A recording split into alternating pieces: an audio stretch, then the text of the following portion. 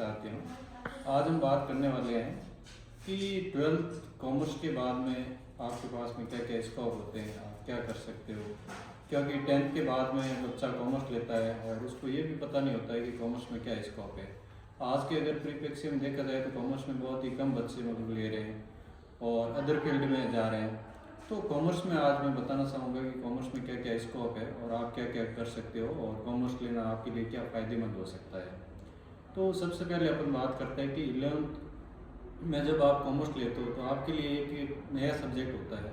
उसमें आप 3 सब्जेक्ट पढ़ते हो, अकाउंटेंसी, बिजनेस, और उसके अलावा एक सब्जेक्ट आप अपनी मर्जी से लेते हो जैसे टाइपिंग, कंप्यूटर या मैथ्स हो गया आपके, या इकोनॉमिक्स। तो 12th करने के बाद में आपके पास में अलग अलग प्रोफेशनल स्कोप भी होते हैं और एकेडमिक लेवल पे भी आप कोर्सेज कर सकते हो। जैसे अगर प्रोफेशनल की बात करें तो आप सीए कर सकते हो, जो सीए में आपको सबसे पहले सीए फाउंडेशन एग्ज़ाम देना पड़ता है, जो आप 12th अपेयरिंग भी दे सकते हैं और 12th कंप्लीट होने के बाद में भी आप एग्ज़ाम दे सकते हो।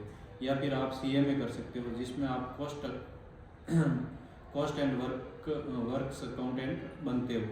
या फिर आप सीएस का कोर्स करके आप कंपनी सेक्रेटरी बन सकते हो। तो ये तीनों एक प्रोफेशनल कोर्स है और 12th के बाद में ये आप कर सकते हो। उसके अलावा आप बीकॉम या बीबीए कर सकते हो। जैसे आप बीकॉम करते हो तो बीकॉम के बाद में आप काफ़ी सारे कंपटीशन एग्ज़ाम हो गए, जैसे आप यूपीएससी का एग्ज़ाम हो गया या फिर आप एसएससी का एग्ज़ाम हो गया, बैंकिंग सेक्टर एग्ज़ाम हो गया। तो ये सारे आप एग्ज़ाम दे सकते हो और उनमें या अकाउंटेंट का जेवीएनएल अकाउंटेंट का एग्ज़ाम होता है या फिर राजस्थान गवर्नमेंट करवाती है अकाउंटेंट का एग्ज़ाम, उसमें आप बैठ के एक अच्छी पोस्ट पे गवर्नमेंट सरकारी सेवा में जा सकते हो।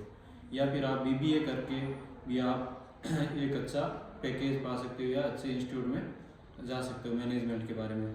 उसके अलावा आप बीए एलएलबी या आप बीकॉम एलएलबी करके भी आप 5 ईयर कोर्सेज होता है, बीए एलएलबी या बीकॉम एलएलबी। तो उसमें आप 5 साल में एलएलबी आपकी कंप्लीट हो जाती है और फिर आप अच्छे वकील बन सकते हो। उसके अलावा आप बीकॉम करने के बाद में आप लाइब्रेरियन का कोर्स भी कर सकते हो। अब बीकॉम के मैं फ़ायदे बताता हूँ कि बीकॉम में आपको क्या क्या फ़ायदे हो सकते हैं। तो बीकॉम करने के बाद में आप अगर साथ में जीएसटी या आईटीआर रिटर्न भरना सीख जाते हो तो आप खुद की फर्म भी खोल सकते हो और उसमें आप लोगों के आईटीआर भर के या 2-3 आप फर्म के जीएसटी रिटर्न भरते हो तो भी आप अच्छे पैसे कमा सकते हो। उसके अलावा आप बीकॉम करने के बाद में आप एमकॉम करते हो, अपनी पोस्ट ग्रेजुएशन करते हो, तो फिर एमकॉम अपने राजस्थान में जैसे 3 सब्जेक्ट में होती है, एबीएसटी में भी होती है, बिजनेस एड में भी होती है और इकोनॉमिक्स में। ये बिजनेस एड और एबीएसटी में 3 सब्जेक्ट में होती है।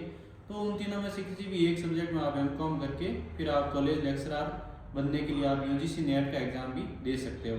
और अगर आप जेआरएफ क्वालिफाई करते हो अगर पीजी करने के साथ में, तो आपको गवर्नमेंट 40,000 अराउंड जेआरएफ फेलोशिप भी देती है, तो उसको आप प्राप्त करके और हायर स्टडी कर सकते हो जिसमें आप पीएचडी कर सकते हो। ठीक है। और उसके अलावा आप अपने स्किल डेवलपमेंट के काफ़ी सारे बीकॉम के साथ में कोर्सेज कर सकते हो, जैसे कि इंटीरियर डिज़ाइनिंग का कोर्स हो गया, फैशन डिज़ाइनिंग कोर्सेज हो गए, या फिर आज के परिप्रेक्ष्य में देखा जाए तो आर्टिफिशियल इंटेलिजेंसी का बूम बहुत ही ज़्यादा है, तो आप आर्टिफिशियल इंटेलिजेंसी का भी साथ में बीकॉम के साथ में कोर्स कर सकते हो। और स्टेनोग्राफी ये भी एक अच्छा फील्ड है। जैसे कोई भी मान लो राजनेता होता है या फिर कोई आईएएस अधिकारी होता है तो उसके साथ में एक पर्सनल असिस्टेंट रहता है, तो वो स्टेनोग्राफर होता है, वही एक पर्सनल असिस्टेंट के रूप में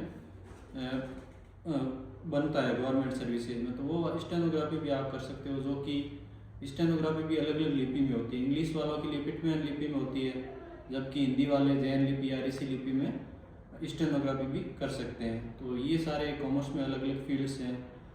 तो अपना एक करियर अच्छा बनाने के लिए आप कॉमर्स फील्ड चूज़ कर सकते हो। जैसा कि लोग बोलते हैं कि गवर्नमेंट सर्विसेज में नहीं जा सकते, मतलब कम जा पाते, कम पोस्ट आती है कॉमर्स की, तो ऐसा नहीं है। क्योंकि आप बीकॉम करने के बाद में अगर बीएड करते हो तो फिर आप 3rd ग्रेड एग्ज़ाम भी दे सकते हो, और उसके अलावा बीएड के साथ में अगर आप पीजी करते हो तो आप 1st ग्रेड टीचर भी बन सकते हो।